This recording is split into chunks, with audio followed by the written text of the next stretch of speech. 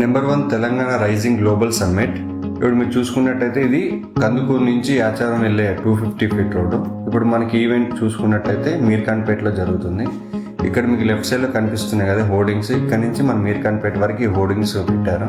అంటే చాలా గ్రాండ్ గా డిజైన్ చేశారు ఈవెంట్ ని కూడా.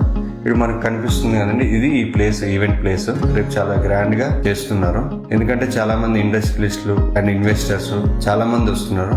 ల్యాండ్ అలొకేషన్ కూడా చేస్తారు. అండ్ నెక్స్ట్ మీకు ఇక్కడ కనిపించేది అమెజాన్ డేటా సెంటర్. దీనికి కొంచెం ముందుకు వెళ్తే స్కిల్ యూనివర్సిటీ ఉంటుందండి.